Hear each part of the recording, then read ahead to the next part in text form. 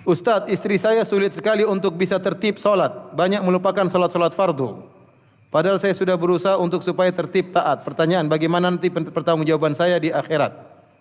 Jawabannya, fattaqullaha masata'tum, bertakwalah semampu antum. Antum sebagai suami punya tanggung jawab untuk mendakwahi istri. Sabar. Kata Allah Subhanahu wa taala, wa'mur ahlaka bis salati wastabir 'alaiha.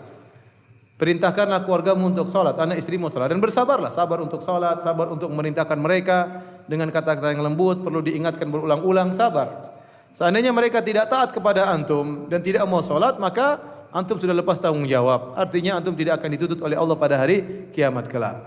Nabi Nuh alaihissalam mendakwahi putranya 950 tahun atau ratusan tahun, putranya meninggal dalam kondisi kafir. Apakah Nabi Nuh dicela oleh Allah? Jawabannya tidak. Yang penting dia sudah berusaha semaksimal mungkin terus mendakwahi putranya. Bahkan tatkala akan meninggal dunia, Nabi Nuh tetap mendakwahkan putranya tersebut. Ya.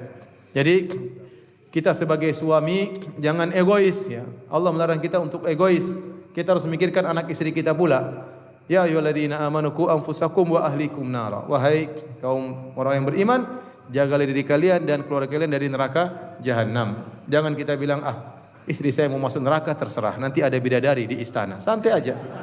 Masuk jungkir balik neraka apa peduliku? Enggak boleh. Kita harus tidak boleh egois, ngajak anak istri untuk masuk surga.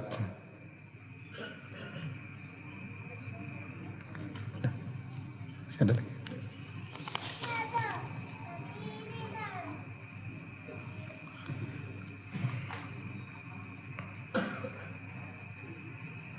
Apakah amal jariah membangun masjid kita akan terputus dengan dibongkar atau roboh, dirubah fungsi bukan sebagai masjid lagi? Wallahu a'lam bishawab.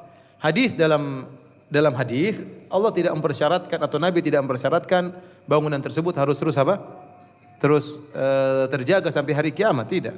Yang penting barang siapa yang bangun masjid untuk apa? Allah. Kalau qadarullah 5 tahun berikutnya dibongkar, dipugar, dialih fungsi, dijadikan jalan, itu serahkan kepada Allah Subhanahu wa taala. Nah, makanya di antara keistimewaan bangun masjid, kita dapat istana di surga, kita dapat nilai plus jariah. Dapat nilai plus apa?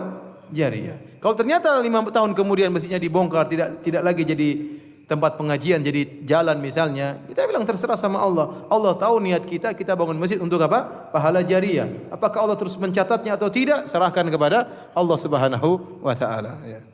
Jadi jangan antum bilang, waduh nanti saya bangun tahu-tahu enggak jadi sumbang. Jangan. Antum sumbang aja. Sudah jelas dibangun istana di surga. Masalah amal jariah itu pahala kedua. Wallahu a'lam bishawab.